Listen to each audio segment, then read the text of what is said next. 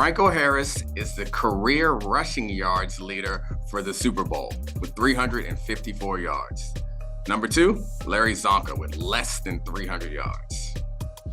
Play the music. This is the Domonique Foxworth Show.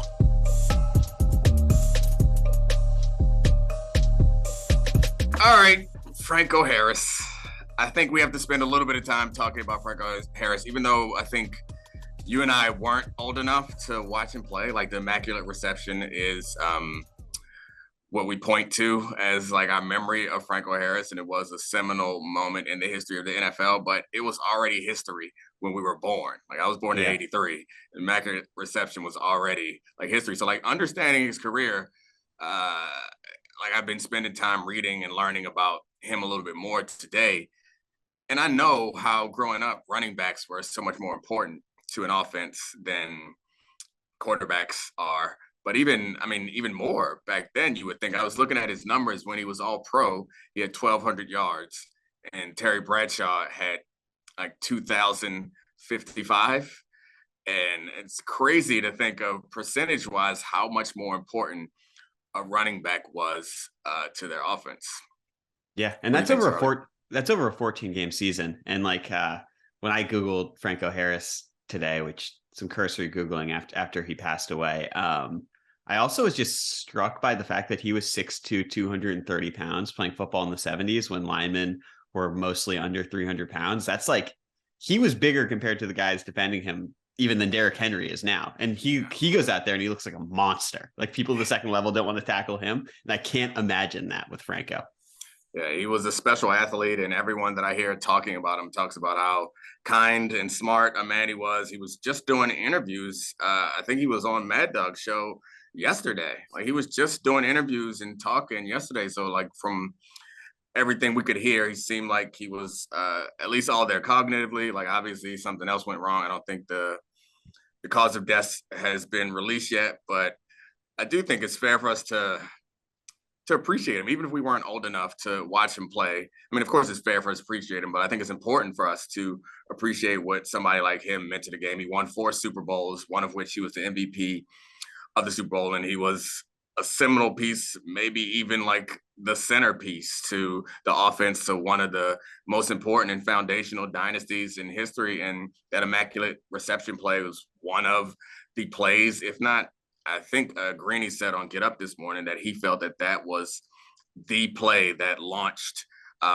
football into it being the dominant TV property that it has now become. And it's an interesting way to look at it, but Franco Harris's place in football history, it's going to be appreciated, particularly this week. We're coming up on the anniversary of the immaculate reception, and they had already scheduled to retire his jersey at halftime of the game Sunday. So it's going to be an emotional week for a lot of people. And anytime mortality is on the forefront, whether it's close to you or not, I think it makes us all do a little bit of thinking and appreciating, particularly around the holiday times. I do really love and appreciate my family, but damn, I'm tired.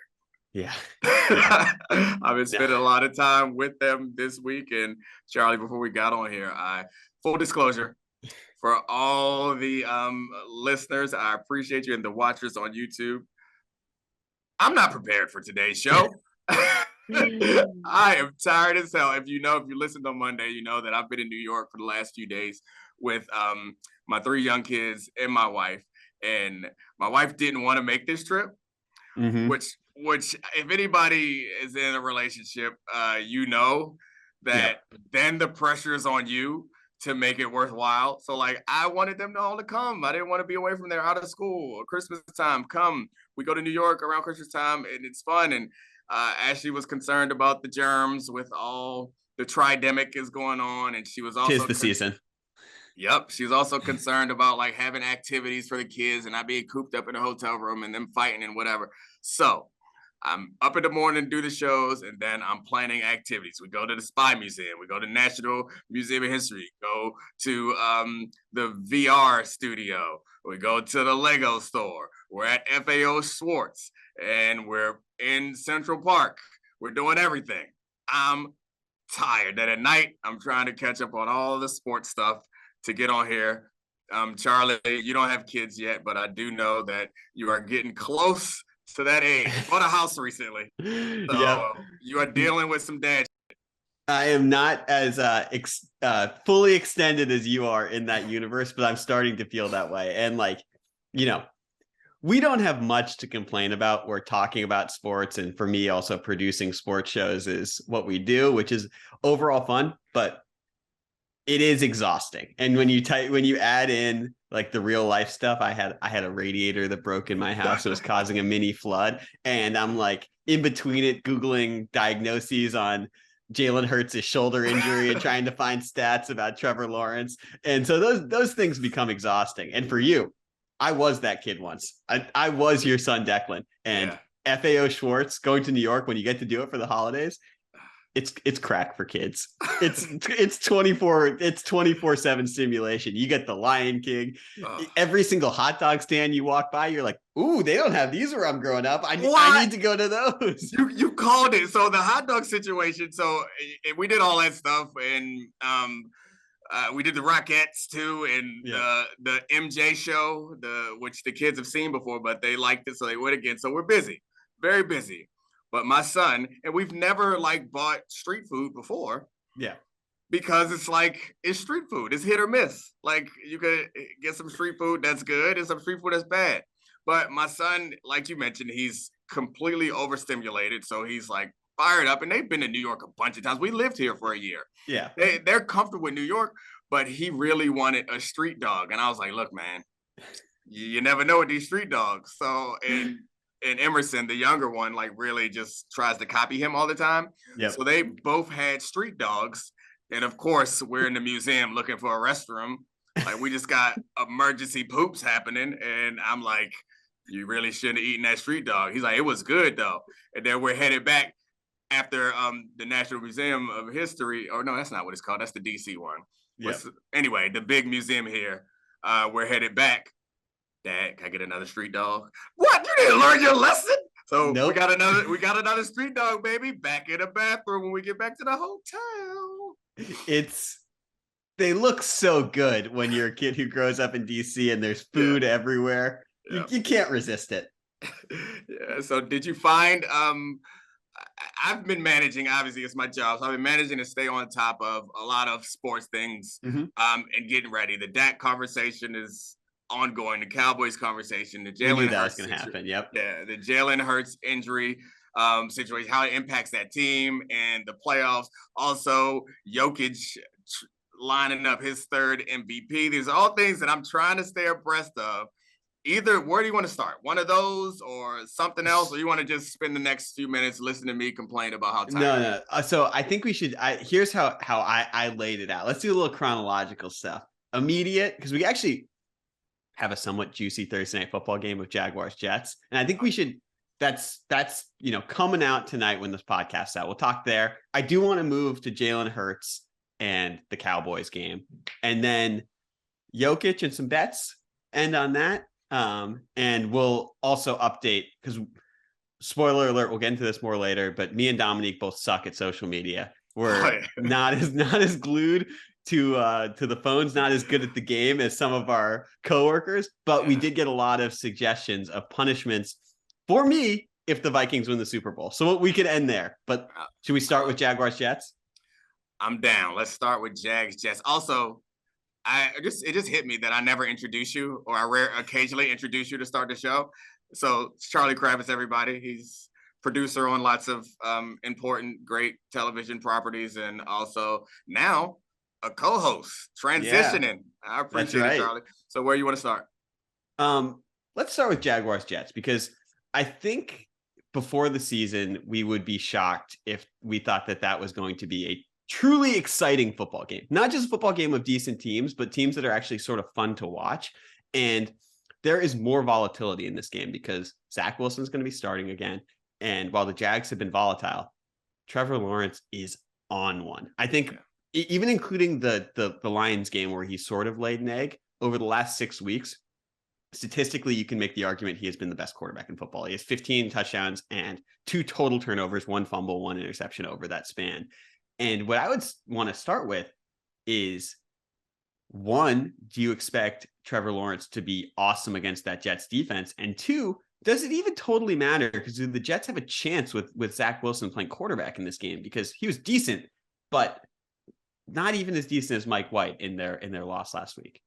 All right, before we get to that, you saw me looking around. If you're on YouTube, you just saw me looking around. And the irony of former athlete hosting a show with half producer, half personality, like it just hit me. I'm in the Jalen and Jacoby studio, as you can see, and RIP to Jalen and Jacoby. But we will carry on the legacy, proud legacy that they did not offer to us, but we will carry it on anyway of a former athlete and producer / talent. But anyway, that's right. One of the punishments offered was to get the Carlos Boozer haircut, which is, the buzz cut and the painted on hair, which to be fair would bring me much closer to Jacoby.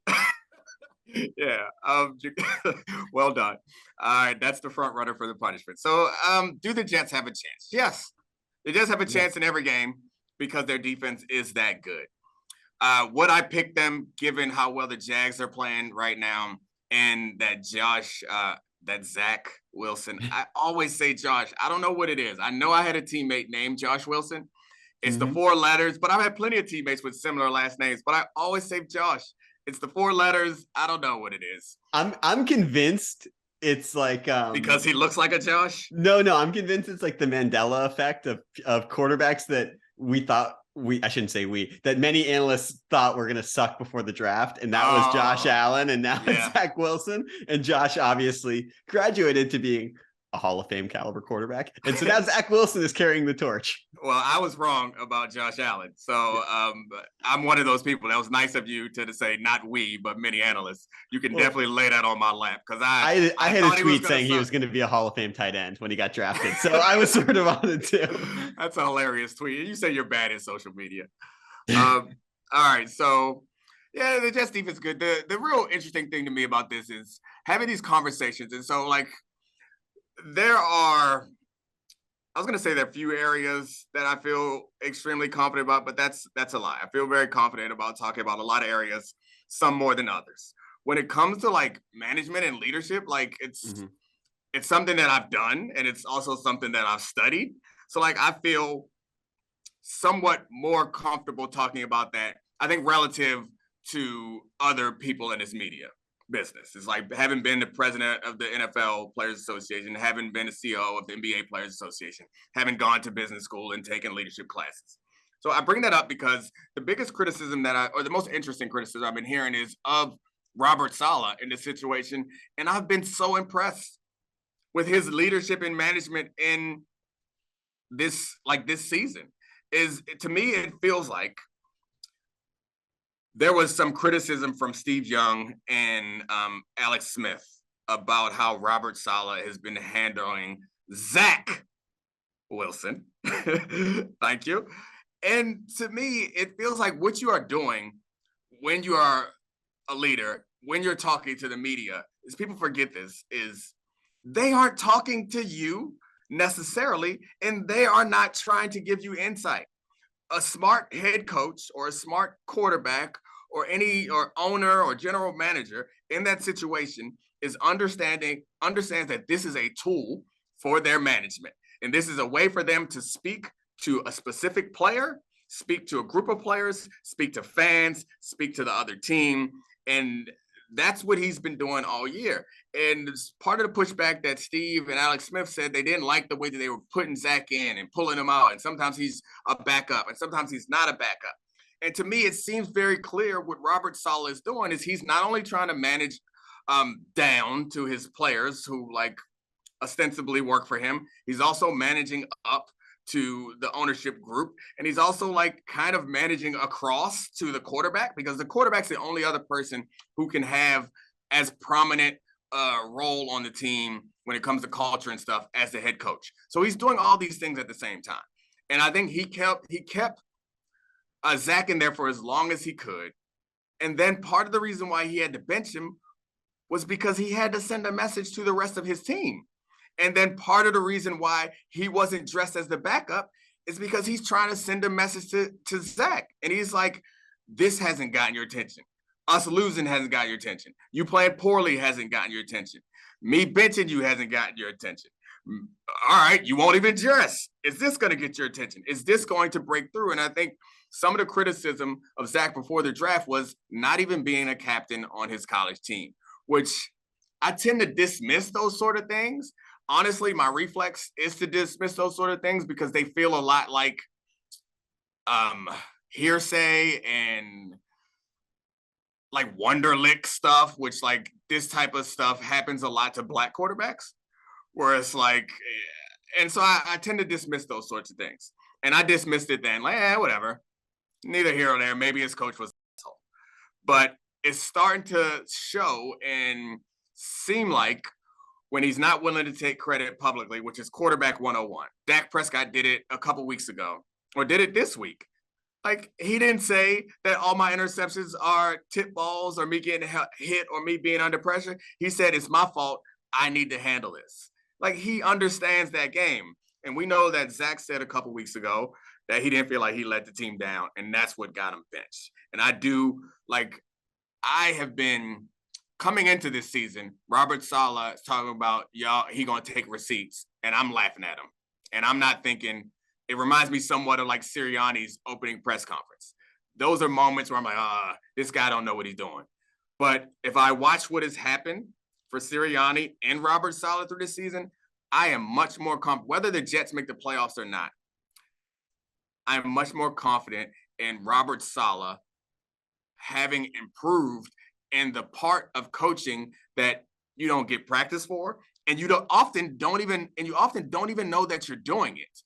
Like, you don't realize that as some coaches, I think, and this is true of all leaders. Maybe people can look in their workplace at their bosses, or maybe you're a manager. Maybe people can think about that also and understand that when you are in like an obvious leadership situation, the way you carry yourself, the way you talk, the things you say, those all have an impact. And like, Greeny's been feeling a little bit like not his best lately.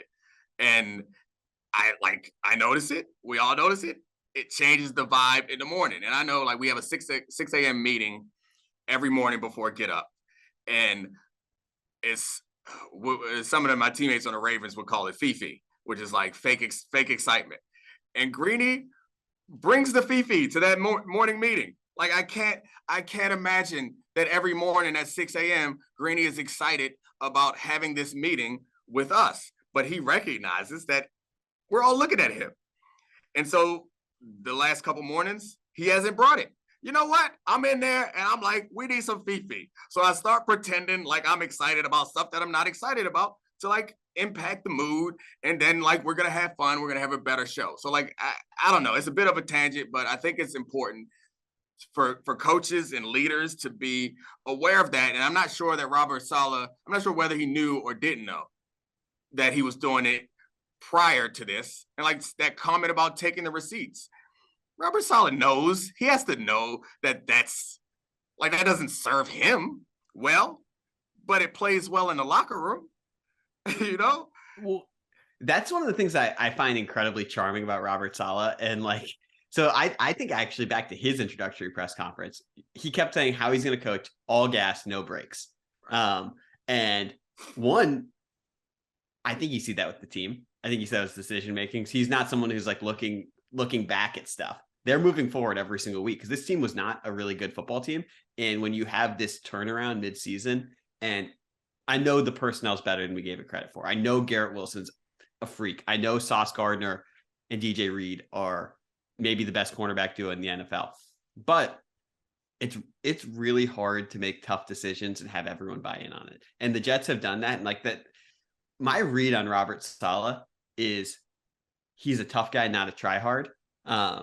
And that's like a hard line to walk and not have someone roll their eyes at you, particularly when you're in a football locker room where of the 53 guys, I assume 48 of them are tough guys, even if they're tryhards. So to sort of win that respect that you can make these hard decisions and do the tough things, I find it really impressive for a young coach. And like, we don't know anything about these coaches when they get hired. We have an idea if their units are good on other teams, but to see it actually put into practice and to take that next step from good coordinator to good coach, it's important. That's a huge part of the Jets, even beyond the roster. That's one of the things too, is like, again, culture is one of those things that I feel more comfortable talking about because it's something that I've studied and talked about. And like, it's one of those things I feel more comfortable talking about. And it's something that we use when we don't understand what's happening as like a hand wave to like say like the culture of that team is bad. The culture of this team is good. They do things the right way. They do things the wrong way. We use those cliches. And I think that part of, and this is like nothing that Ozzie Newsome has ever said to me specifically, but it's something that I noticed about him. And for my money, he's the best executive in the history of the league. With his first draft, he drafted back-to-back Hall of Famers, 1 and 2, John Ogden and Ray Lewis. St. Albans alum, John Ogden, yes. Love it. We got to show that picture at some point of Jonathan Ogden playing high school football. Charlie went to the same school and played the same position as Jonathan Ogden. If you're on YouTube, you can see how ridiculous that might sound. Only about a 10-inch, 150, 160-pound difference when we were playing. To be fair, Charlie's not as big as he was when he was in high school. He was a little thicker, but also he was never 6'5". He did not get shorter. But anyway, that's right. Back to the point I was trying to make about Ozzie Newsome. It's like, it's not something he ever said to me, but it's something that I noticed. And Ozzie went to Alabama. That might be part of it. But it seemed like, to me, at the end of drafts or around like not super consequential picks, and even also probably with some of the consequential picks, he'd pick players from big schools and pick players from Alabama. And I noticed the Jets made me think of that too, because part of it is like Garrett Wilson. I remember when he got drafted, that video of his dad giving him that speech. And I was like, I love this kid because look what he's come from and look what is being instilled in him. And like, he went to Ohio State. They're not accustomed to getting that ass beat. And you got Quinnen Williams at Alabama. And you got Sauce Gardner, who's a corner in every sense of the word, from confidence throughout. And I think when we're talking about the coach trying to impact the culture, football teams are not basketball teams. They're big as hell. And it's nice to have guys on that team that can influence the culture. When I was with the Ravens, one of the things I noticed more than anything is the culture of that team was like those old Miami teams. And like, it wasn't a coincidence, I don't think, that they ended up with so many of those players in those situations. And like, some of the weird culture things that we do, that like they would say no hand claps and slaps, which is like weird. Every team you're on, what that meant was like, if you made a mistake, guys would clap their hands together like, that wasn't allowed. You get called out if you do that.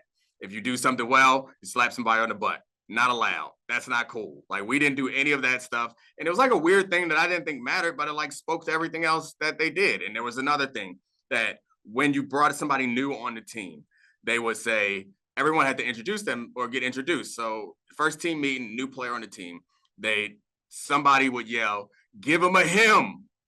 And the new guy on the team didn't know what that meant. And then, so the coach would say, "Stand up, introduce yourself. No matter who you are, you stand up. My name's Domonique Foxworth. I just signed here as a free agent." They might yell, "How much you signed for?" Something like that. You answer that question, and then somebody would start going, "Him." Then the whole team, him was everybody. And it's like, yeah, and it's like, it's a weird little thing, but like what it expresses to you is like, don't matter what you sign for. It doesn't matter if you're a first round pick. Doesn't matter what, you are like a guy in this team. And back to the original point, I've gone on a tangent.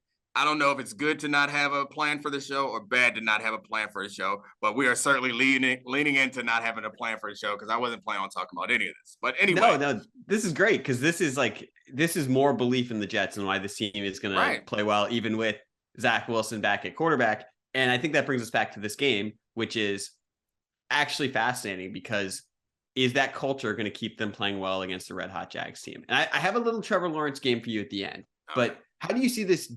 How do you sort of see this game going? I'm not asking for a score, but do you expect both these teams to play well and play as well as they have over the last 5 or 6 weeks? I do. I mean, I don't see a reason why they wouldn't. play well. I think it's going to be a low-scoring game. It's not going to be like that Cowboys game last week with the Jags. This Jets defense is too good. But yeah, it's hard for me to pick who's going to win. It feels very toss-up-y because it's a great quarterback and a great defense. Yeah. And so for the Trevor Lawrence thing, I wanted, since week 9, he's first in the NFL in passer rating. He's first in completion percentage. He's first in touchdown interception percentage. And it got me thinking, because we've done a lot of grading quarterbacks because it's fun and it's interesting and they're the most important players to a franchise's growth. And early in the season, we were all in on Trevor Lawrence, and midseason we were sort of out. We were talking about Justin Fields, the best guy from the draft. And I think Justin Fields is awesome, but I think Trevor Lawrence has become the player that we thought he was going to become. It's impossible to continue playing this efficiently, but in this vein. And it made me look back at the top 10 quarterbacks that ESPN had before the season. And I want to read that list to you because it was Josh Allen, and this is the order they had it in. Josh Allen, Patrick Mahomes, Justin Herbert, Aaron Rodgers, Matthew Stafford, Russell Wilson, Kyler Murray, Derek Carr, Dak Prescott, Deshaun Watson. That list was missing Lamar Jackson and Jalen Hurts and Joe Burrow, notably. But I want to go through it because I think, the top 2, obviously, if you switch positions with them, if you put Trevor Lawrence on that team, they wouldn't be better. Josh Allen, Patrick Mahomes. But I do want to do a game of would you rather after that. And would the teams, because not just youth, it's just is he a better quarterback in a vacuum than these guys? And I think Justin Herbert's probably too soon. He's sort of like a not as developed Justin Herbert. But I think we can pick up the list with Aaron Rodgers. And I would ask you, would you rather Aaron Rodgers or Trevor Lawrence? I'd rather Trevor Lawrence, and I think maybe I'm skewed by the rant I just went on, but from a talent and culture standpoint, I'd like to be tied to Trevor Lawrence. From a raw talent standpoint, I'd still go Aaron Rodgers, but I'd like to include all the other stuff. So I go Trevor Lawrence because he doesn't feel like the same person that could be challenging to deal with. Yeah. Okay, let's do these next 4 rapid fire. All right. Matthew Stafford. Lawrence. Russell Wilson. Lawrence. Kyler Murray. Lawrence. Derek Carr. Lawrence. All right, now it's an interesting player because one of the best teams in the league, and when he's been back, they've been awesome. Dak Prescott. Dak. Okay. Deshaun Watson. I think it's pretty clear we can go Trevor Lawrence here with how he's played. Trevor Lawrence, yeah. Especially how he's played in the culture standpoint that we just talked about. And then now we're at 10, but I want to go through the next 3 too, because I think we've now come to the conclusion that even with the sort of drop in quality in the middle of the season, he is a top 10 quarterback now, a stealth top 10 quarterback who is hyped to be the next John Elway, Andrew Luck, or Peyton Manning. Lamar Jackson.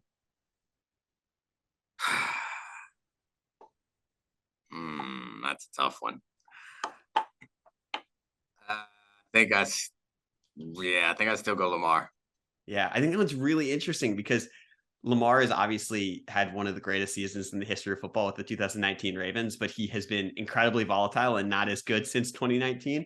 And it's almost a pick of high upside versus versatility. I think Trevor Lawrence is a more versatile quarterback, even though he's less of a dual threat. You can do more things with him, which is like, that's sort of, I don't know, from the 10,000 foot view, doesn't that seem sort of like the limiting thing with the Ravens offense, that they just aren't as versatile and dominant as they could be? Yeah. I mean, the challenge for the Ravens offense or for Lamar Jackson is what they've surrounded him with and the offense that they're running. And it's also the benefit is the offense that they're running. So I've never seen Trevor Lawrence run the ball as well as Lamar Jackson. Yeah. I've seen Lamar Jackson have passing performances that are as impressive as Trevor Lawrence. Maybe not the consistent precision, but Trevor Lawrence also hasn't been consistent. I think if we saw this version of Trevor Lawrence for more time and this version of Lamar Jackson for more time, I would lean Trevor Lawrence. But this is the best version of Trevor Lawrence we've seen. And the best version of Lamar Jackson is still better than this version of Trevor Lawrence, in my view. Yeah, I think that's fair. I think it's, to me, I actually think I fall on the other side of it, but it's really close just because it's not, I just don't think that Trevor Lawrence is surrounded by a ton of talent either. Obviously, Doug Peterson has made a huge difference, but we're talking about Christian Kirk and Zay Jones. We're talking about number two and number three receivers as the guys who are his 1A and 1B. Which that's fair. I'm going to ask the next one because this one, and you can dismiss it out of hand, but I think it's worth asking because it's someone on the most talented roster versus one of the least. If you just flip them, Jalen Hurts and Trevor Lawrence. And I ask you, how much worse would the Eagles be with Trevor Lawrence? Would they be worse? Yeah, I mean, Trevor Lawrence has the capability to run all the plays that Jalen Hurts runs. The tough thing is Trevor Lawrence has a higher passing upside, but we've seen Jalen Hurts' very high passing upside in this offense. That is a really hard one. I'm going to stick with Jalen Hurts. I am too. And part of me is just like, the dude's been one of the 3 best quarterbacks in the NFL this year and has improved in a way that only Josh Allen has ever really improved. And so to me, I'm sort of in the bag that someone who works like that, and you want to talk about leadership and culture. We've heard that since he was at Alabama, since Nick Saban said he was the player who thinks about football the most similar to him. I'm pretty all in on Jalen Hurts continuing to improve from here. And the last one, totally different physical profile, totally different amount of talent around them, but Joe Burrow. Yeah, so Trevor Lawrence is better than Joe Burrow in all physical measures. Joe Burrow, we're going off of these intangibles that we can't measure, and I would stick with Joe Burrow.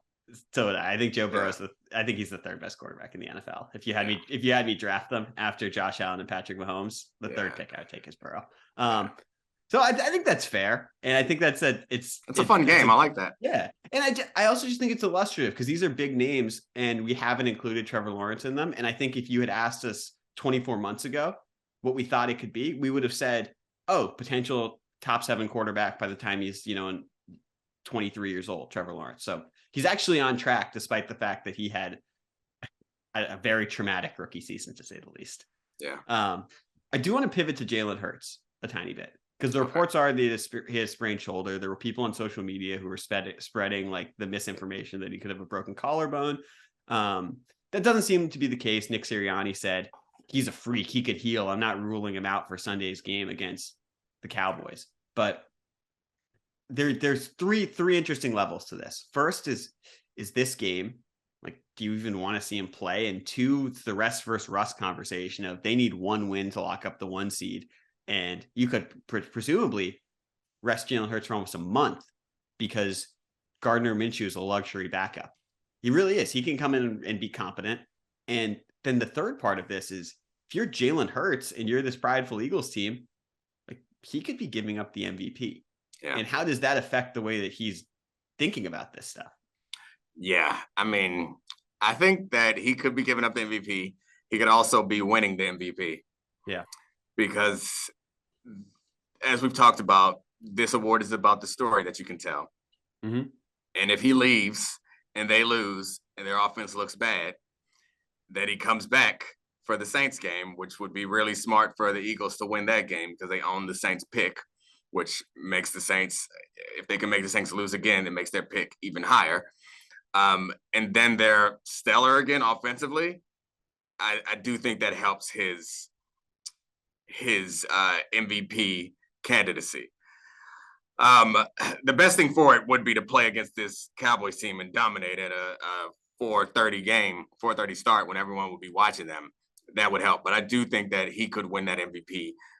This could help his MVP, but he kind of needs his offense to look terrible without him. And so, I think the rest versus rust conversation is interesting, but somewhat overplayed. I don't know. You want a healthy guy, not like a injured hot player. The thing that worries me about them the most is he led the league in design quarterback runs with 119. I think the second person had 33 fewer. That's a big part of the game. And I would assume that the Eagles are going to call fewer of those plays. They're not going to call them unless they need them. And from a defensive standpoint, because of his running ability, you have to take defensive plays out of your playbook altogether. They're back in now because I think you're inviting him to run. And just the basic zone read, as everybody understands, the zone read is the defense kind of decides who takes the ball, the running back or the quarterback, by how they play it. Now, I think it's already kind of decided for them because they're going to crash down on the running back and force Jalen Hurts to run the ball. So the special thing about their offense is how they've been able to throw deep, short, win games that way. They've won games with Jalen Hurts running for 100 yards. That 100-yard Jalen Hurts game, or that game plan that's completely designed around his running ability, it's gone. And whatever fear that the defense has about calling a play that would not work well against a quarterback run, it's gone. So I don't know how badly he's hurt.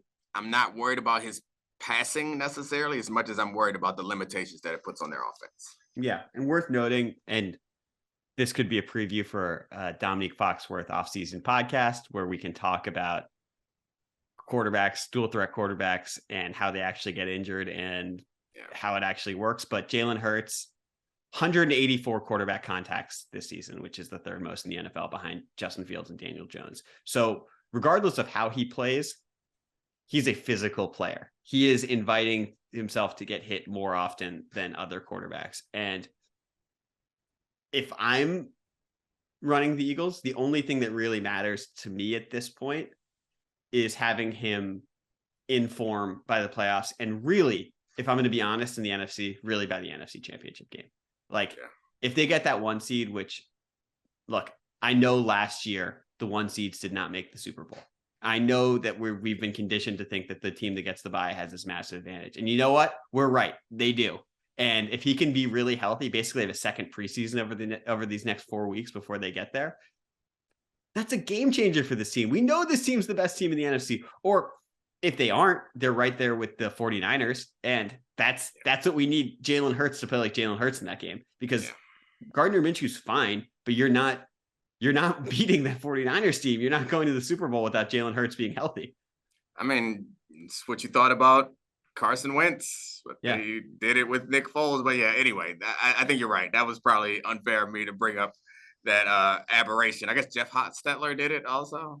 It's happened a few times, but it's not something that you want to bank on. And I think you're probably right. So getting Jalen Hurts healthy for that. But it still remains to me is that it changes them. Even if he's healthy, they're going to be hesitant to call those plays. So they are a weaker team no matter what, because they're going to be trying to protect Jalen Hurts going forward. They could still win being a weaker team because the 49ers, for me, the big question around the 49ers is Brock Purdy is a fine game manager and he's really good when they play well. Yeah. We have not seen Brock Purdy pressing. We have not seen Brock Purdy down a bunch of points and trying to come back. That was the limitation with Jimmy Garoppolo. And my assumption is that's still the limitation that this team has now with Brock Purdy. And the Brock Purdy conversation, just quickly before we move on, like, I've been pretty adamant that, like, we know he's a real NFL quarterback. And you can see that sometimes immediately that people are not, and you can see Brock Purdy that he is. With that said, he's going to have a bad game at some point. He is not going to be an ultra efficient, additive player for the 49ers in every single game they play moving forward when the talent they play against and the game plans they play against get better. Like, sorry, he's human. And the only person who we don't really see that happen to is Tom Brady, whose level somehow rises. And Brock Purdy's not Tom Brady. Wow. I mean, as I'm sure anybody who listens to this podcast knows, that Bucs Super Bowl run, Tom Brady was pretty bad. Yeah. The defense was really great, which is, I mean, Purdy has that advantage also, that he has a really great defense to rely on. But I just meant historically. Right, he's one of the few players whose numbers can even be amplified as the leverage gets higher. But let's do our bets really quick now and move to these before we get into how we suck at social media with the Vikings and then Jokic. So all right, cool. Bets. We're hot. 3-1 last week. We're now 7-4 over the last 2 weeks, 24-25 on the year. And I have 7 bets for us to choose from going into this game. Okay. And you can cross any of these off. We are going to be team unanimous on the ones we actually pick. Okay. Chargers -4 at the Colts. I know you don't want to bet against your man's Jeff Saturday, but the Colts seem to be a tiny bit imploding, and I'm already doubting myself for trusting the Chargers, but they do seem like the better team with more to play for right now. All right, we'll do it. We'll take this tainted money. This friendship tainted money. All right, Chargers, let's move on. I don't want to talk about it. I'm fine with it. Fine. It's probably a smart bet, but it makes me angry because Jeff. Chiefs and Lions over 48.5. Yes. Okay. Okay. I think that one, they're going to have 2 good offensive performances. I know that the Lions defense has been better. But you have to imagine they're going to run it up, and Mahomes is going to have a better offensive performance than he had last week. Mm-hmm. And that Chiefs defense, by the way, has been really bad. They hemorrhaged against the Texans, and that matters. Next one, Bengals -3 at the Patriots. Why are the Bengals still getting these 3-point lines against teams that aren't that good? I know they're on the road, but I don't get it. I mean, Chase is still healthy, right? Did something happen? Is there a major injury that I don't know about? This seems like I guess winning by more than 3 in the NFL is always hard, and there's some Belichick respect that I don't know that team deserves anymore, but I like this bet. We're going to go with it. Bengals -3. They win by more than 3 points. Yeah. And then this one's for the Jaguars Jets. Do you like Jags -1 at the Jets winning that game by more than a point? So do we not care about the Jags going to play in cold weather the same way we did the Dolphins playing in cold weather? That's not a thing. I mean, Trevor Lawrence probably saw snow at Clemson. Yeah. To Alabama. Yeah, I tend not to think that the cold weather as much as the problem, as much as it's the conditions. So like if it's not windy, it's not snowy. I like that. I think this is just a bet on quarterbacks being more important than anything else, right? Because it does scare me a tiny bit that we just haven't really realized how great the Jets defense is, and we could see a bit of a dip because I was looking at Sauce Gardner. He never allowed a touchdown in college. Sauce Gardner never allowed a touchdown in college. That dude's a freak. And that secondary, it's going to make it a lot more difficult for Trevor Lawrence. So I'm fine staying away with this one, but also like this is a quarterback bet. Like never bet on the worst quarterback. All right, let's do it. Zach's playing again. Let's do it. I'm with you. Right. Next one, money line parlay. Okay. Browns over the Saints. Mm-hmm. Titans over the Texans. Nope, I'm out. Okay. Yeah, Watson's been a bad quarterback. Yeah. The Browns aren't that good. The Texans have been competitive lately, and the Titans, I never know what to expect from them. I went out on this one altogether. All right. Totally fine with chopping that one. So our next bet, it's a teaser. You get 6 points back in your favor to boost the odds in the favor of the book. So this one, we got 6 extra points. 49ers just winning by 1 against Washington. Mm-hmm. Tampa Bay just winning by more than 0.5, so really just winning the game versus Arizona and Colt McCoy. And the third one, Philly losing by less than 10.5 at Dallas. And the odds of that are plus 160. So we making extra money for the Foxworth podcast bettors. All right. I like it. I mean, I think the 49ers win. I mean, it's the long way across the country to Washington. The quarterbacks, I mean, it's not a huge quarterback advantage if there is one at all in Washington. The defense is much better for 49ers. I think that works. I don't like betting on the Bucks, but they need this game, and Arizona seems a shambles. That's it to me. It's like the Bucks are not great, but are we really gonna think they're not gonna beat this Arizona team and this Colt McCoy led Arizona team that's crumbling? All right, I'm with you. And then I mean, I think Philly's good enough to keep within 10 points to Dallas. So yeah, I like that. We'll go with it. How do we count that? Do we count? I mean, we need them all to hit to get. Yep, we need them all to hit. All right. Okay. I mean, we can take out Tampa, Arizona, and it'll be -120. It'll be close to even odds. You can just do a 2-team teaser we could do it with Philly and the 49ers if you're more comfortable with that bet. Nope, leave it. All right. Big money returns. 3-team tease. And the last one, Packers Dolphins over 48.5. I think we've sort of haven't talked enough the fact that the Packers offense hasn't been that bad since Christian Watson and Romeo Doubs have emerged like this. And the Dolphins, their offense got back on track, and it's at home. They're going to be playing in nice weather. You're doing a good job. I like these bets. We're about to go 6-0 this week. Roll it. Perfect. All right, quick pivot into how much we suck at social media. Me and you are not the most active on social media. We don't have the best tweets. Micah Parsons is terrifying. We'd send out links to this podcast. None of them are that pithy, but we did ask our listeners, because neither one of us think that the Vikings are good and aren't going to win the Super Bowl. And I asked for punishments to be sent our way if they do. And I will go through them now on ones that we could do. One of them is to get the Carlos Boozer painted haircut. That's great. One is to drink a gallon of purple Kool-Aid. It's disgusting. And a gallon is a lot more than I think we realize when it gets put out there. The third one I'm not going to do. It's get a face tattoo. Yeah, we can get temporary face tats. Yeah, I'll do that. I'll wear a temporary face tat on TV or something like that. And the last one is to run a marathon.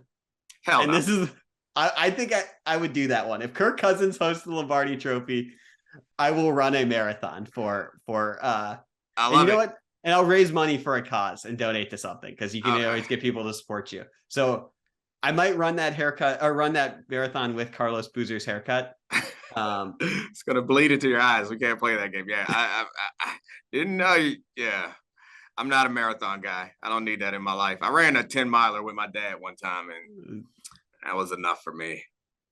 Yeah, I ran a 10-miler too, and it was really long. But I'm not confident about the Vikings not winning the Super Bowl. So let's go with that.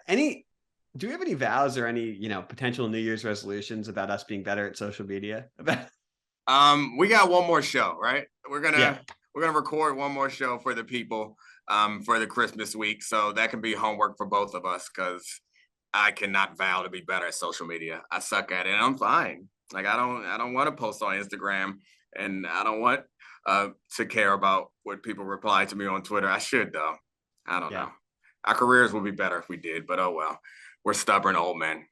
We'll try and work on it. No promises. Zero promises. Zero promises. All right. Well, Charlie, I appreciate you carrying us today. It's very helpful. Christina Buswell, thank you as usual. Sarah Abbott, Addie Khan, appreciate it.